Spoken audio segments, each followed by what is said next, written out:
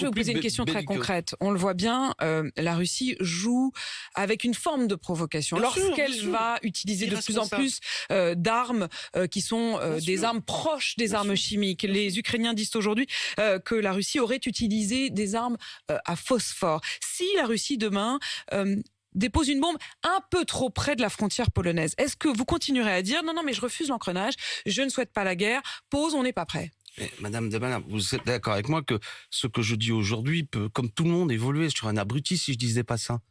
La situation, elle a évolué. Le Poutine d'aujourd'hui, c'est pas le même qu'il y a quelques mois. Tout le monde l'a compris. Poutine, il a été décoré par Jacques Chirac. Il a été reçu par Madame Hidalgo, Monsieur Macron. D'accord? Donc, il a sans doute évolué. Moi, je suis pas du tout l'ami de cet homme. C'est lui l'agresseur. Maintenant, ce que je dis, toute appréciation, en fortiori la période de conflit, doit être fine, pas des caricatures grossières. Je dis à ce stade, je souhaite à ce stade, politiquement, je suis pour qu'on agisse, pour que ce soit des solutions diplomatiques. Même ce que Monsieur Zelensky nous a dit hier, c'est qu'il a souhaité que la France prenne des initiatives aussi pour aller vers la paix. Alors que disons-nous? Pourquoi ne réunirions-nous c'est pas le moment, de réunir l'OSCE, l'Organisation pour la sécurité et la coopération en Europe, forcer, si je puis dire, tous les partenaires, et y compris les Russes, et y compris Monsieur Poutine, à rediscuter. Que veut-il? Que veulent les Ukrainiens? La place éventuellement des frontières qui ne doivent pas bouger, de ce qui peut être fait éventuellement, cette participation ou pas à l'OTAN. Monsieur Zelensky, je lis la presse comme vous, aurait dit qu'il était prêt à ne plus avancer vers l'adhésion à l'OTAN. Ça, c'est des éléments de paix. Est-ce que c'est possible? Est-ce qu'on peut discuter de tout ça?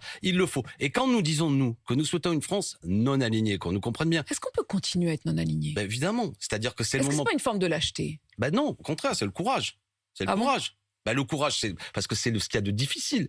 Là où la France est grande, c'est quand elle n'est ni alignée sur l'oligarque, Monsieur Poutine, et ses intérêts aujourd'hui, et ni aujourd'hui alignée sur les États-Unis d'Amérique, qui aussi ont leurs intérêts dans l'ordre du monde et parfois le désordre du monde. Vous les mettez dos à dos?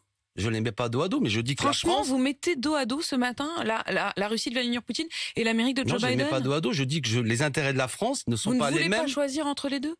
Je suis pour que la France ait une voix indépendante là-dedans. L'indépendance de la France fidèle à ce qu'était le gaullisme historique. Quand le général de Gaulle, face à des situations de grande tension, avait pu par moment dire, quand il y avait eu des missiles à Cuba, je prends un vieil exemple, refuser la présence de missiles à Cuba, mais par la suite aussi dire aux Américains que ce qu'ils faisaient à Phnom Penh était intolérable. Moi, je suis pour cette France-là, cette France qui est amie avec le peuple américain, qui est amie avec le peuple russe, et qui est un facteur dynamique et efficace, éventuellement, de rencontres diplomatiques pour aller vers la paix. Ça, c'est exigeant. Voilà, c'est tout. Et je veux dire, c'est la France telle que je l'aime, qui parle au monde entier et qui permet de dire...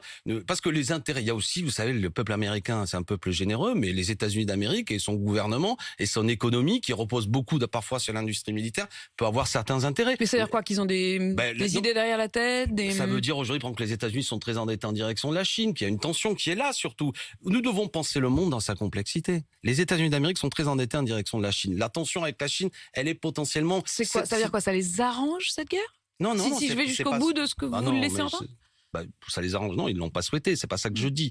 Mais je dis que nous devons penser le monde aussi d'une façon où moi, mon idée pour aller simplement de ne pas pousser Monsieur Poutine trop vers la Chine et c'est au contraire d'avoir. Quand je dis isoler Monsieur Poutine, c'est éventuellement l'isoler de la Chine. Bon, voilà. Et ça, la France, elle peut avoir là-dedans un rôle particulier. Des questions je le souhaite. sur les conséquences. Si Jean-Luc Mélenchon était président, c'est ce qu'il ferait. Sur les conséquences.